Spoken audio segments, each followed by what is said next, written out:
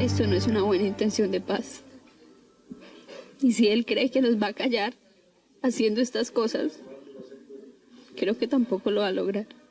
Llevo 20 años escoltada, tengo que andar en un carro blindado, tengo que andar con escoltas, recibo amenazas aún hoy en día, pero creo que ha valido la pena. El estar hoy aquí contigo, Carmen, una mujer que admiro tanto, y el estar con todas las periodistas y con los periodistas que nos están viendo, es mi respuesta. Es que sí ha valido la pena, que he dejado trozos de mi vida allí, pero que el periodismo me ha salvado y sé que me va a seguir salvando.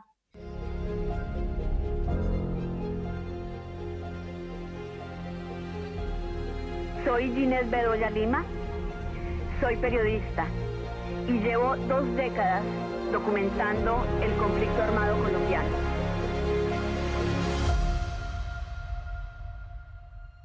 Ella empezó su carrera en El Espectador y la siguió con temas sobre la justicia y sobre la violencia que estaban creando los grupos paramilitares en la capital del país. Hace 20 años, el 25 de mayo de 2000, fue un día doloroso para El Espectador.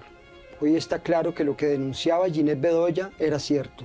La cárcel La Modelo de Bogotá se había convertido en un campo de batalla del paramilitarismo, la guerrilla y las mafias gracias a la corrupción. La investigación creo que estaba en un punto álgido, porque además ya tenía identificado cómo estaban entrando los lotes de fusiles a la cárcel.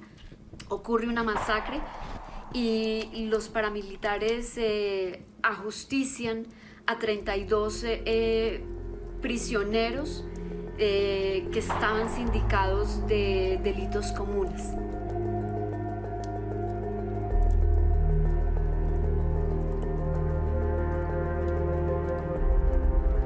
La de Santiseña era que ella lo que llegara a la puerta de entrada a La Modelo, por la parte de acá arriba para entrar a alta seguridad, ahí era donde tenía que proceder.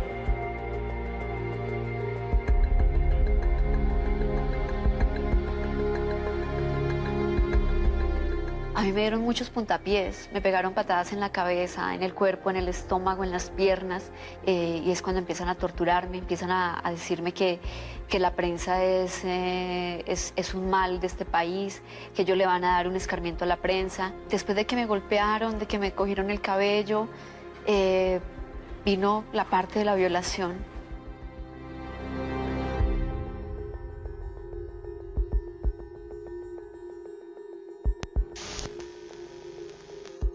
Han transcurrido ya 20 años del secuestro de Ginette Bedoya y en los últimos 10 con mucho esfuerzo se han logrado unos pocos avances con unos costos y obstáculos enormes.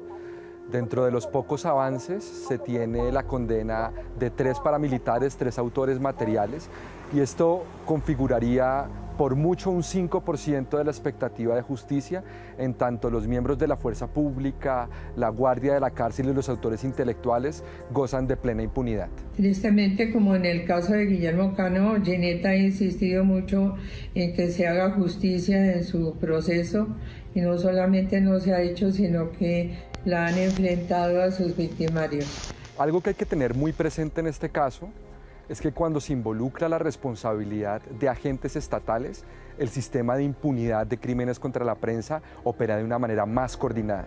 Pero para mí es muy difícil entender cómo un hombre que tenía tanto poder y que portaba un uniforme de una institución de este país haya sido capaz de ordenar mi secuestro. El costo que pagamos no tiene precio. Ginette Bedoya fue secuestrada y agredida. Lo denunciamos. Llevamos su caso a instancias internacionales. Y ese mismo Estado, que no me protegió, permitió que mi expediente se perdiera, que me siguieran amenazando una y otra vez. Permitió que mis victimarios se pasearan por las altas esferas de la sociedad colombiana, sin que recibieran castigo. Hablar de Ginette Bedoya es hablar de la lucha contra la impunidad que golpea la libertad de prensa, que golpea la libertad de expresión. Ginette Bedoya es una de las periodistas que más ha luchado por sus derechos, y esto no es una tarea fácil. Hay que tocar muchas puertas para que unas pocas se abran de manera tímida. Yo opté por sobrevivir Y opté por luchar por mi caso y seguir haciendo periodismo. Desde que la fundación existe, estábamos esperando que un periodista colombiano ganara el premio UNESCO Guillermo Cano. A la historia de este diario de 133 años se agrega ahora un capítulo valiente con rostro de mujer, el de Ginette Bedoya, la amiga, la periodista, la defensora. Mi justicia y mi reparación está en lo que yo puedo hacer por las otras mujeres, en visibilizarlas, en visibilizar este tema. Pero hasta el último día, María Elvira, que yo me pueda levantar y que pueda seguir buscando justicia, lo haré, así nunca la encuentre, pero lo haré.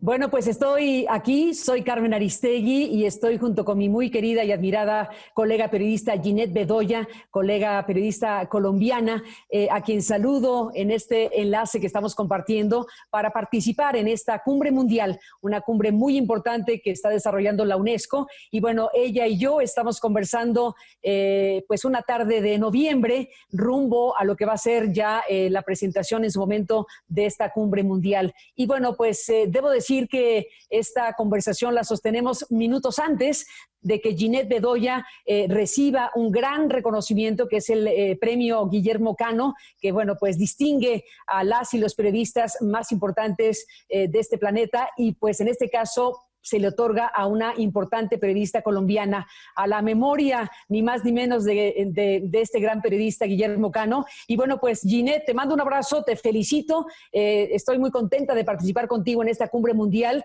y pues déjame empezar con esto, déjame preguntarte sobre este premio, lo que significa, lo que representa. En buena medida es una forma de destacar tu trayectoria, de la cual queremos hablar en este enlace contigo. Bienvenida, gracias que estamos juntas para compartir esta transmisión. Carmen, un saludo muy especial desde esta fría Bogotá, y antes de contestar a esa pregunta, pues para mí también es un honor realmente y un placer poder compartir esta conversación con una de las periodistas más importantes de México, una de las mujeres más influyentes en el periodismo, pero también en la voz que necesitamos que tengan las mujeres que hacen periodismo, Carmen Aristegui, y que bueno, también estaremos hablando de ese gran recorrido, ese gran trayecto y ese trabajo que ha hecho Carmen denunciando la corrupción, también teniendo que enfrentar muchas situaciones de censura, de intento de silenciamiento, de batallas judiciales,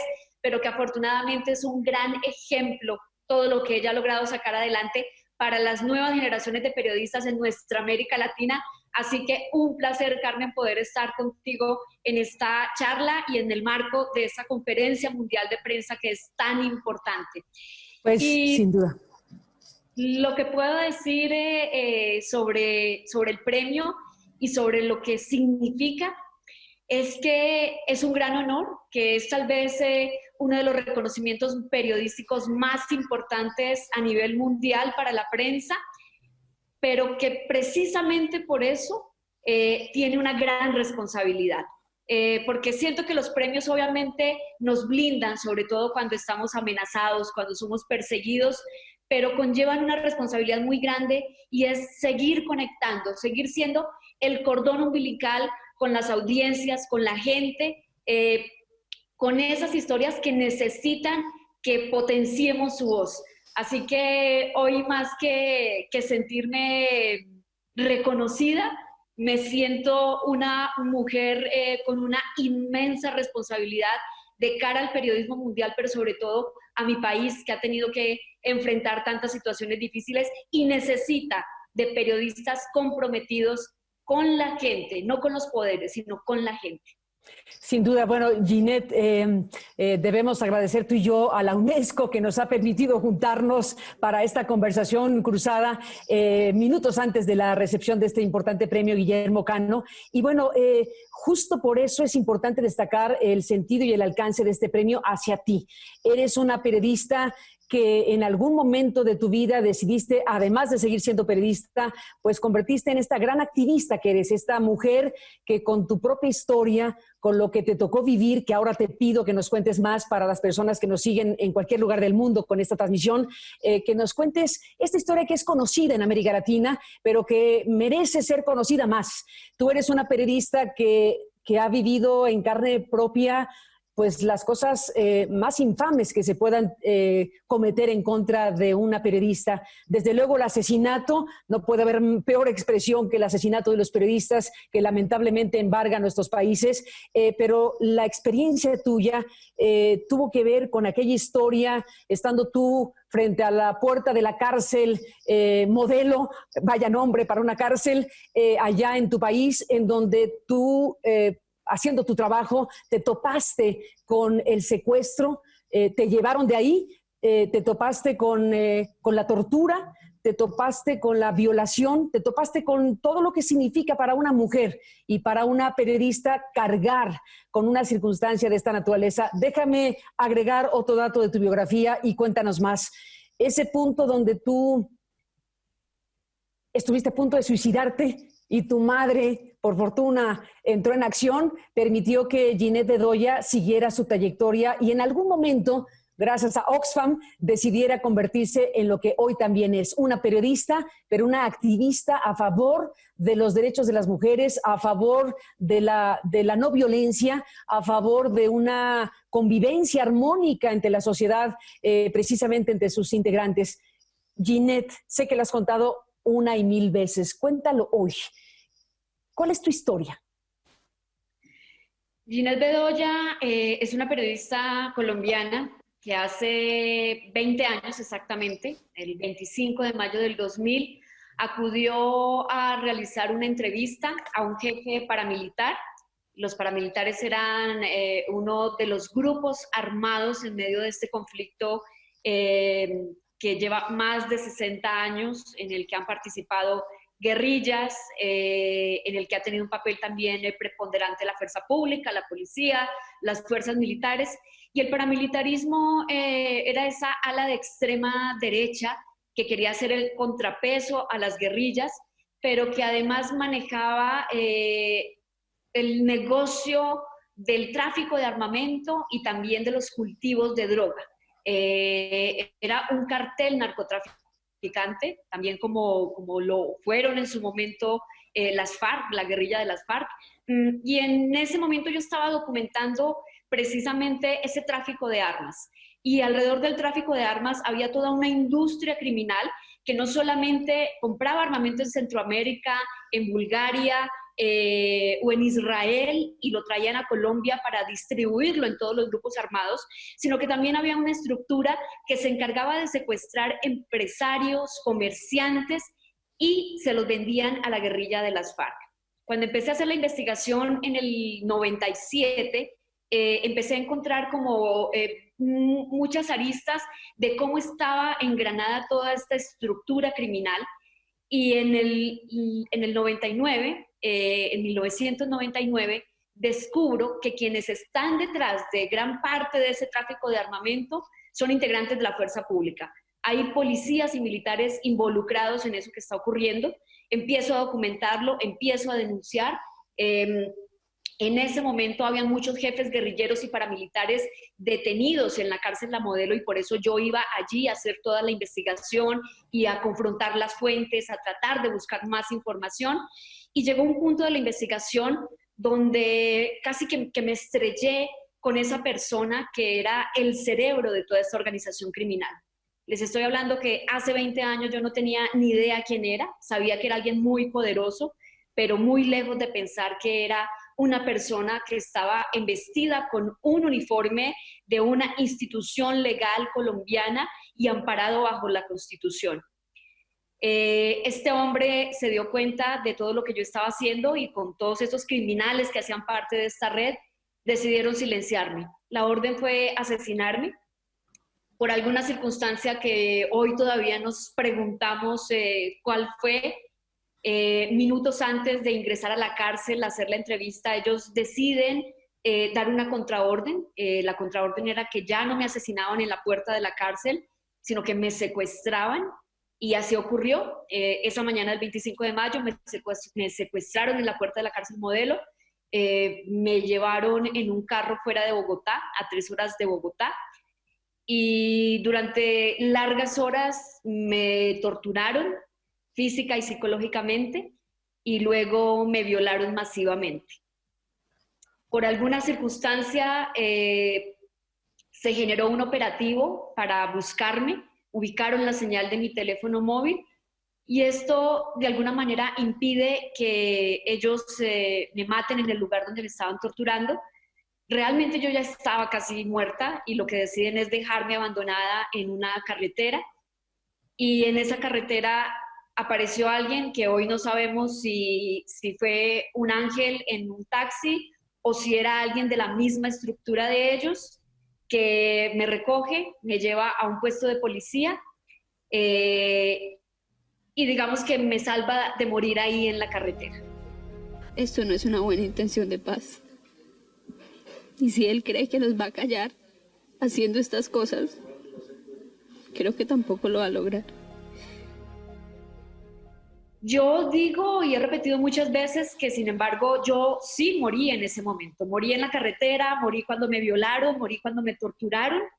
Pero cuando ya vuelvo a la libertad, tengo que pensar qué hacer.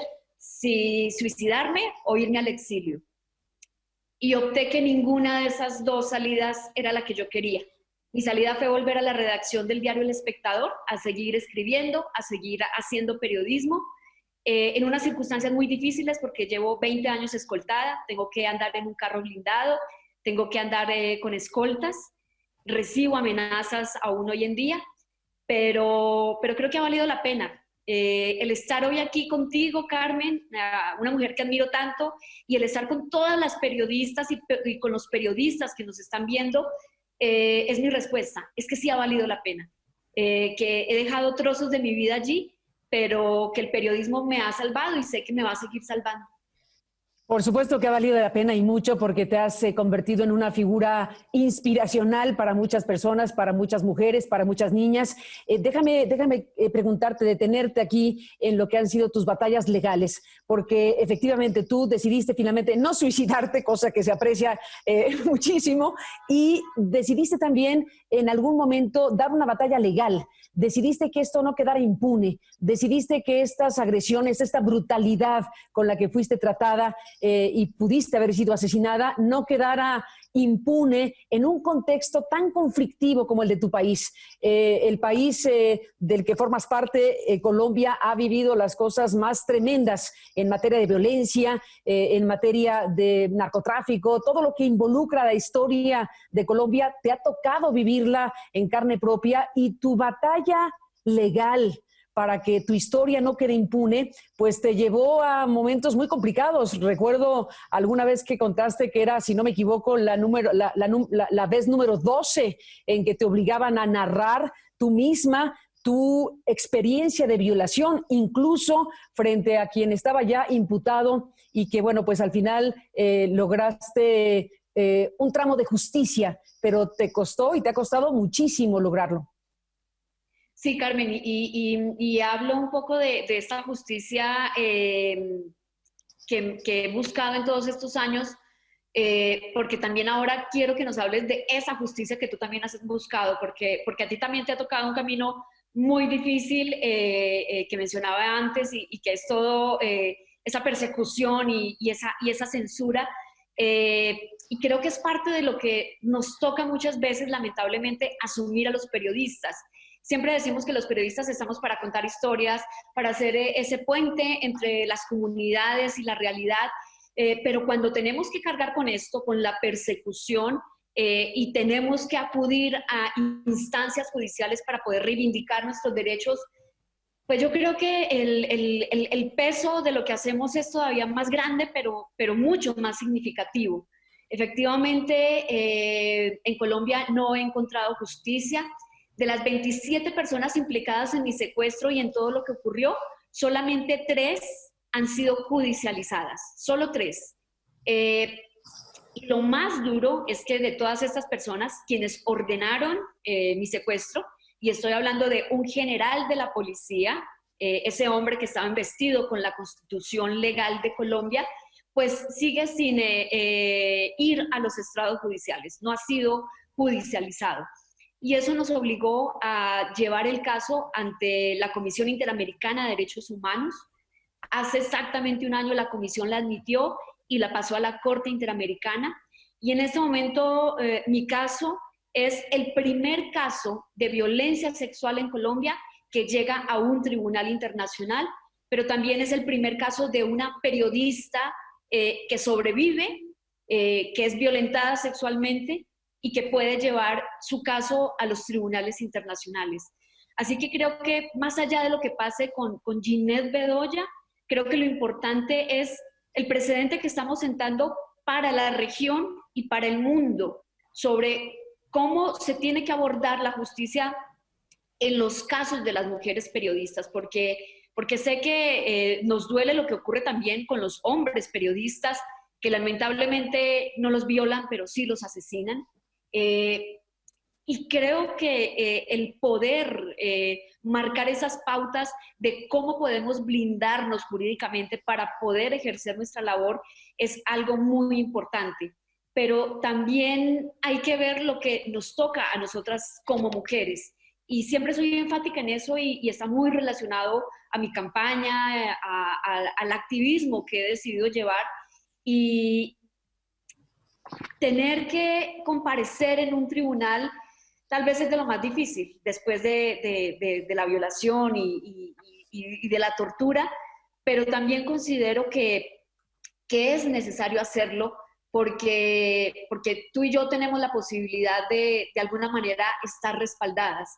Hay centenares de periodistas que no lo logran, que ni siquiera pueden llevar sus casos ante un tribunal. Y creo que ese es, digamos que una de las motivaciones más grandes para seguir buscando justicia, Carmen. Y yo ahora te voy a devolver la pregunta, precisamente, porque en el 2011 tuviste un primer incidente. Bueno, la palabra incidente para mí es muy baja con todo lo que has tenido que afrontar, pero en ese momento en la Cámara de Diputados, un diputado en especial había acusado al presidente de ese momento de un problema de alcoholismo. Y todo esto tú lo documentaste, lo contaste, pero eso llevó a que te despidieran. Y no solamente ocurre en el 2011, sino que en el 2015, cuando vuelves nuevamente a documentar unos temas de corrupción, específicamente en el gobierno de Enrique Peña Nieto, nuevamente viene el despido y viene esa persecución. Entonces te decía que ahora te devuelvo la pregunta, Carmen, porque llevaste ese caso también a un tribunal, empezaste un camino para poder encontrar justicia, que sé de sobra lo difícil y lo dispendioso que es, pero me gustaría que nos contaras ¿cómo fue ese proceso y cómo hiciste para afrontarlo? Porque además es prácticamente pelear contra un gobierno entero que te quiere silenciar.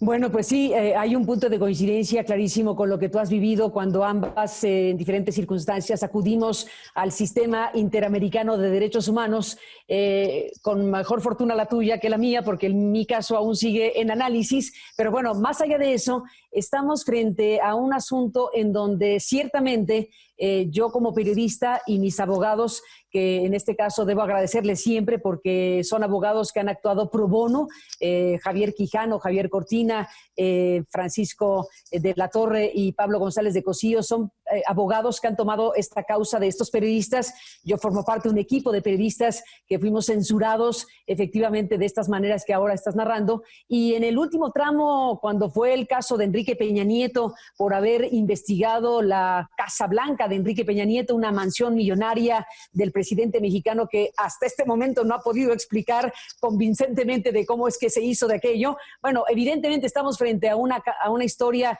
de presunta, digámoslo así, alta corrupción que involucró, entre otras cosas, esa y otras propiedades. Cuando los periodistas publicamos esa investigación, lo tuvimos que hacer fuera del medio donde se había desarrollado la investigación, porque ese medio quedó atrapado en su propia relación con el gobierno de Peña Nieto, en su propia circunstancia de sometimiento como concesionarios. El grupo MBS había batallado durante varios años para que se le permitiera la explotación de una banda de la cual era concesionario para explotar Internet de alta velocidad y bajo costo. Y bueno, esa banda famosa del 2.5 se convirtió en un referente obligadísimo de su conducta frente al gobierno. Cuando este grupo de periodistas decidió investigar ese y otros temas, pues se rompió la cuerda, se rompió la cadena por lo más frágil que acabamos siendo los periodistas. Cuando se trata de poderes empresariales y gubernamentales, los periodistas podemos salir de sobra y nuestra cabeza puede estar en la bandeja de alguien que la pone a negociación. Eso fue lo que ocurrió con nuestra salida del grupo MBS en su momento. Y sí, tal como lo dices, decidí pelear en los tribunales por un caso de censura, de clarísima censura, además de incumplimiento de un contrato que sostuve con MBS, que no era un contrato laboral estrictamente, sino era un contrato muy singular, un contrato que yo he llamado modelo porque logramos incorporar ahí una relación entre el periodista, la periodista y el medio de comunicación. Y dentro de ese contrato incluimos un código de ética para que hubiera una corresponsabilidad en las decisiones editoriales, pero la carga de la decisión editorial recaía en la periodista como directora de ese proyecto. El caso es que se rompió ese contrato, lo incumplieron claramente, además de incumplir la ley, de incumplir la Constitución, de violentar todos los derechos de prensa, derecho a la libre expresión, derecho de investigar, derecho de la sociedad a estar informada. En esta conferencia mundial, pues este caso nos ilustra la fragilidad de los periodistas, por lo menos en América Latina, la vulnerabilidad de nuestros derechos cuando los poderes, tanto gubernamentales como empresariales, acaban finalmente entendiéndose entre ellos y nosotros acabamos siendo prescindibles, entre comillas, para esos efectos. Y bueno, pues pueden descabezar un proyecto, pueden eliminar un proyecto, pueden, en casos extremos, asesinar a un periodista, pueden quitar de la escena a aquellos o aquellas que están hablando, que están informando, que están descubriendo cosas que la sociedad tiene derecho a saber. Y cuando ocurrió lo que ocurrió, cuando nos echaron de la radio, cuando nos aplicaron una censura que duró todo el sexenio de Enrique Peña Nieto, nunca más tuve un espacio ni en la radio ni en la televisión mexicana en todo lo que restó del gobierno de Peña Nieto. Está mal que lo presuma, pero teníamos muy buenos niveles de audiencia y si no hubiera sido una censura total, pues hubiéramos tenido un contrato en cualquier otro espacio. Se cerraron todas las puertas, se cerraron todas las puertas de una industria que se unió finalmente a un veto decretado informalmente por la Presidencia de la República. Intentamos, mis abogados y yo, un juicio para defendernos del atropello.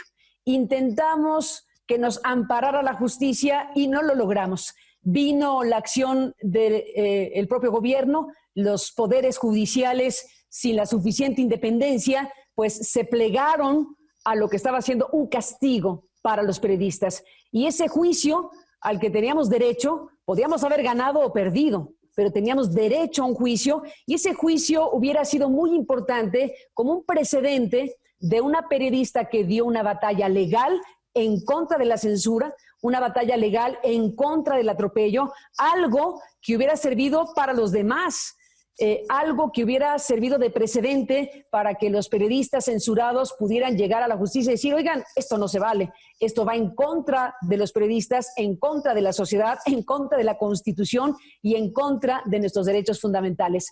Nos impidieron ese juicio con una leguleyada propia de este sistema que pues opera de esta manera. Y lo que decidimos hacer es ir a la Comisión Interamericana de Derechos Humanos en algo que sigue estudiando todavía la CID. Ya sabes que es un poco tardado el sistema del sistema interamericano. Y lo que nosotros queremos es simple y llanamente que quede constancia de que un día en México una periodista intentó tener un juicio por censura y colocar al concesionario de ese bien público, que es la concesión y el espectro radioeléctrico, que incumplió la ley, pues que tenga una responsabilidad frente a ese incumplimiento como concesionario de un bien que es de todos nosotros. En este caso, México tiene un sistema legal en donde no hay propiedad privada de los medios de comunicación, hay concesionarios que usufructan y explotan el sistema de comunicación, pues en nombre del Estado, porque al final de cuentas es un bien del Estado, es un bien de la sociedad. Así que bueno, no tuve éxito en el sistema judicial mexicano, lamentablemente con este caso. Espero que la Comisión Interamericana algún día considere que esto puede ser un buen ejemplo del tipo de cosas que dejan en la fragilidad total al periodista cuando se trata de defender tu derecho a publicar, tu derecho a decirle a los demás lo que tú sabes, tu derecho a decirle a los otros que te enteraste de esto, que lo has soportado con una investigación y que tiene derecho a saberlo. Cuando eso se corta, cuando eso se interrumpe, se rompe un eje principal de nuestras democracias. Pero no te cuento más porque tenemos pocos minutos, Ginette, y tú muchas cosas que contar. Solo diría una cosa rapidísimo, que me han dicho que en esta Conferencia Mundial de Prensa convocada por la UNESCO hay un espacio para cine y ahí van a proyectar un documental que una gran directora documentalista, Juliana Fanjul, realizó con esta historia de nuestro caso en México. Así que pues hay la oportunidad de ver Silencio Radio en esta cumbre mundial y bueno, ahí podrán conocer parte de esta historia. Ginette. Carmen, Silencio Radio creo que también resume un poco ese valor que nos toca buscar muchas veces donde ya no nos queda ni un pedacito. Y yo sí quiero preguntarte porque en tu caso se ve el claro ejemplo de la solidaridad de cuerpo mal empleada. O sea, es cuando todos se unen para decirte, aquí no vuelves a hablar, aquí no vuelves a entrar, no vas a volver a informar. Y lo que hicieron ustedes y lo que hiciste tú precisamente fue pararse muy fuerte y decir, voy a seguir informando. Y bueno, tienes un espacio en CNN desde hace ya muchos años, desde el 2005, y creo que también todos te seguíamos por las redes sociales para saber qué iba a ocurrir con tu caso. Y lo que uno siempre se pregunta, y a lo que siempre le preguntan a uno en mi caso es, en medio de esa adversidad, de estar silenciado completamente, ¿de qué se agarra uno? ¿Cuál es como el salvavidas? ¿Cuál es el flotador para decir, sigo acá en el mar y por más de que venga la ola de 6 metros, no me dejo hundir? Pero mira, Ginette, ¿quién me va a hablar a mí de naufragio?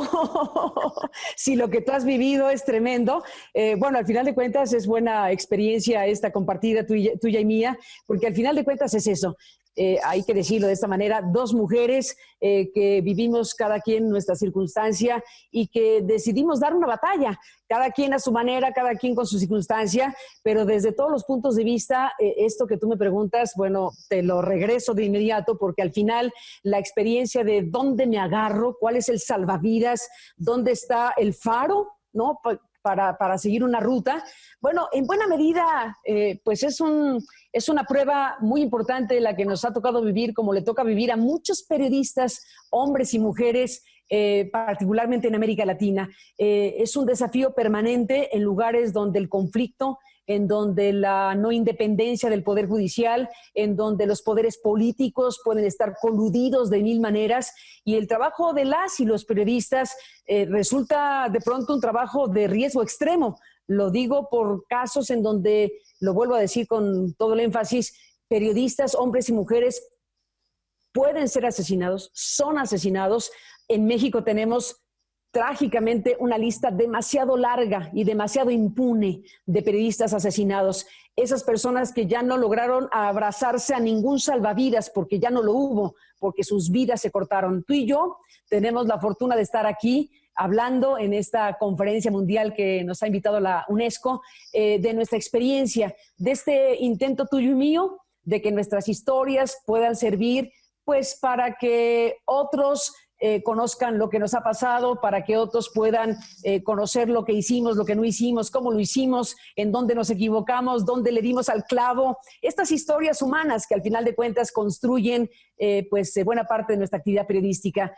Creo que para contestar lo que dices, y te pasó también a ti, una parte esencial, sine qua non, es el apoyo de la audiencia, el apoyo de tus lectores, el apoyo de nuestros radioescuchas, de nuestros seguidores, esa presencia esencial. Sin ellas nada, sin ellos nada. Es finalmente para quien desarrollamos nuestro trabajo, y cuando el público, cuando la gente ve que hay un atropello, que hay un acto de censura, que hay una violación tan grave como la que tú viviste, pues la gente reacciona y sale y dice y protesta. Eso es un estímulo fundamental, es oxígeno puro, que lo que hace como efecto es que los periodistas que estamos atravesando momentos complicados como los que aquí hemos narrado, sigamos adelante. Y nada como agradecer siempre a ese hombre, a esa mujer, a ese joven, a esa muchacha que nos enviaron una señal de estímulo, que nos mandaron un mensaje, que estuvieron en la calle, que se manifestaron y que dijeron, aquí estamos y no estamos de acuerdo con lo que pasa. Lo tuyo, Ginette, ha generado una ola de solidaridad continental que incluso en tu país hizo que el presidente Santos pues decretara el día de tu tremendo ataque pues como un día nacional. Me gustaría que nos contaras esa parte de la historia. Es también un estímulo muy fuerte que después de haberse conocido, como se ha conocido tu historia, hubo quien dijo, bueno, aquí tenemos por lo menos que decretar que esta fecha se tiene que recordar de esta manera. Yo creo que hilo un poco, Carmen, esa pregunta también a la pregunta que yo te hacía, ¿no? Y es de qué nos agarramos, cuál es nuestro salvavidas en algún momento. Levantarse de una tragedia tan terrible como la que tuve que afrontar requiere de que un medio de comunicación vuelva a creer en uno y en su trabajo, y yo afortunadamente lo encontré primero en El Espectador y en los últimos 18 años en la casa editorial El Tiempo.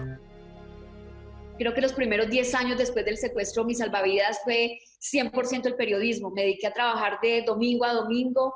En el año llegaba a estar en mi casa 15 días. El resto estaba cubriendo combates, cubriendo la guerra, entrevistando a las víctimas, a los actores armados, y eso me dio oxígeno.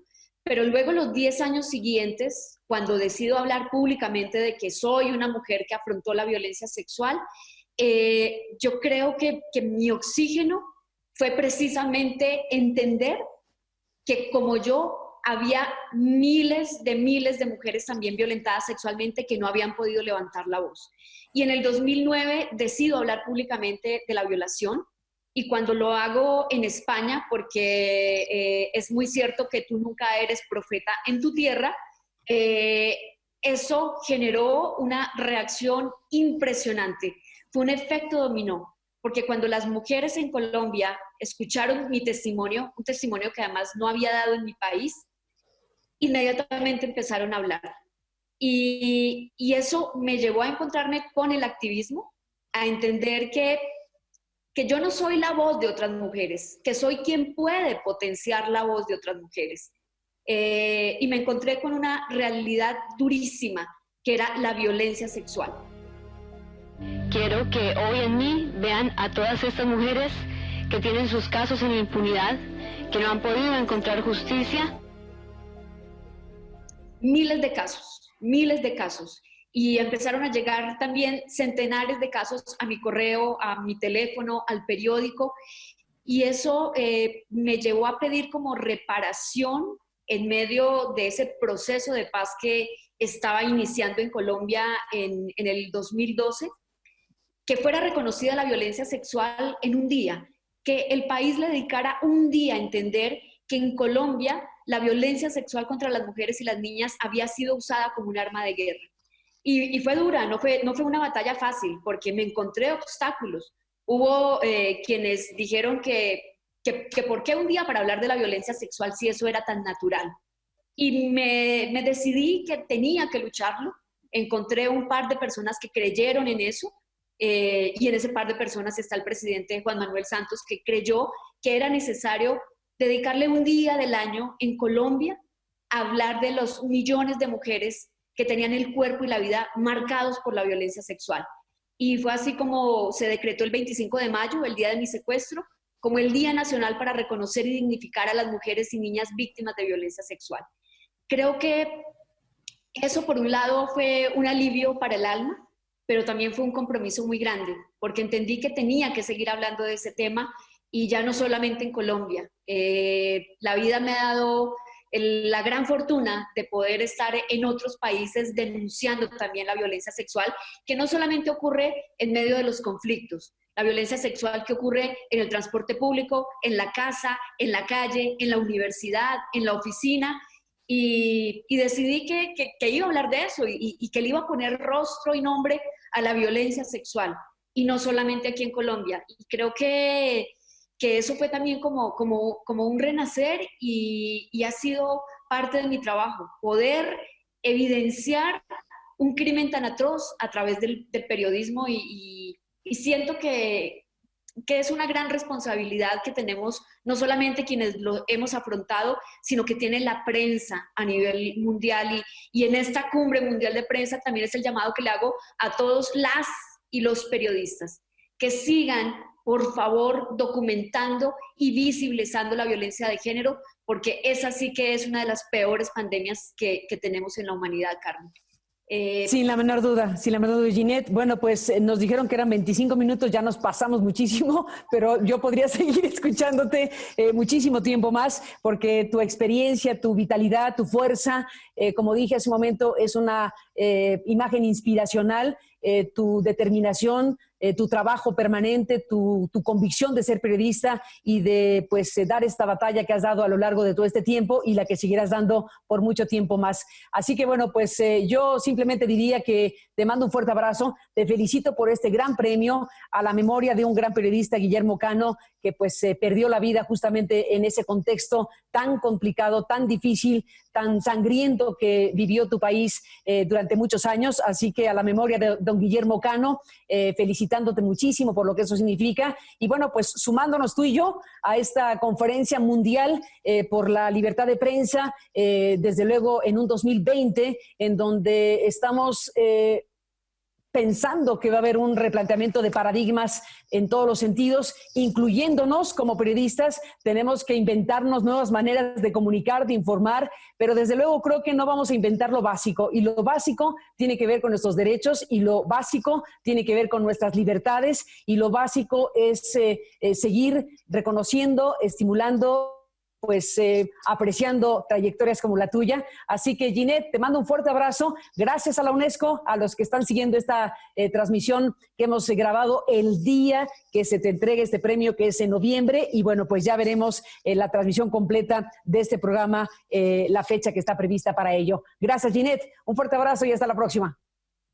Pues querida Carmen, yo también te envío un abrazo muy fuerte desde acá, pero sobre todo te envío toda mi admiración. Y para todas las personas que nos están viendo en esta transmisión, en el marco de esta Cumbre Mundial de Libertad de Prensa, quiero decirles que tienen ahí a ustedes a una mujer que nos ha dado el ejemplo de no dejarse censurar y de no autocensurarse, de seguir levantando la voz pese a que el poder quiere silenciarnos, enfrentarse al poder de un gobierno y de toda la estructura que tiene un gobierno.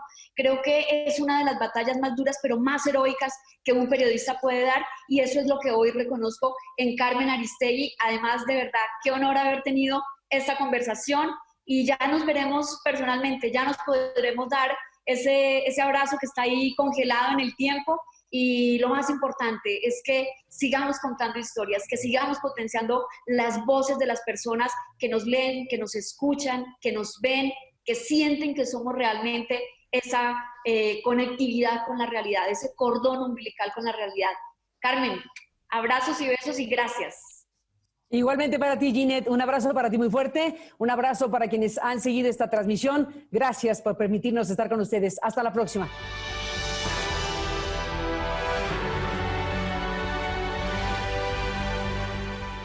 The UNESCO Guillermo Cano World Press Freedom Prize, since it was first awarded in 1997. The prize has served to highlight the contribution of commitment of media workers and institutions to the defense and promotion of press freedom, often in the face of danger. Ginette Bedoya's work showed that activism and journalism are compatible, and that no matter how difficult the struggle for justice is, tenacity and courage must always lead the way. Thank you very much. Muchas gracias. Espero que en estos momentos de crisis en el periodismo ella sirva de ejemplo a todos los que ejercen esta difícil profesión. Un abrazo de parte de toda nuestra familia.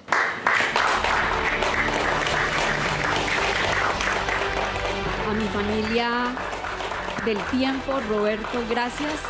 Este premio es para la Casa Editorial del Tiempo porque sabemos de los sacrificios que hacemos desde el periodismo, pero también de esos sacrificios personales.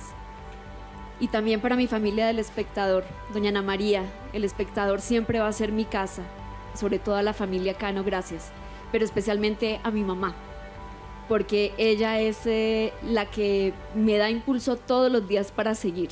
Así que este es nuestro regalo, recibir el reconocimiento tal vez más importante para un periodista en el mundo. Ese premio es tuyo por tu valentía y por el apoyo que me das todos los días. Qué afortunados somos los que podemos hacer y más cuando nuestras palabras potencian la existencia y las historias de millones de personas. Por eso, el Premio Mundial de Libertad de Prensa de la UNESCO Guillermo Cano es un honor que he llevado estos meses con un inmenso orgullo, tal vez el más grande que he sentido en mi vida. Pero también siento una responsabilidad inconmensurable que me acompañará en el resto de mi camino como profesional y como ser humano. Que nuestras voces como periodistas sean una base inquebrantable de transformación, porque solo así, quienes quieren silenciarnos y borrarnos, entenderán que la libertad de expresión no se circunscribe a una persona, es de la gente, y a la gente es a la que nos debemos. Gracias.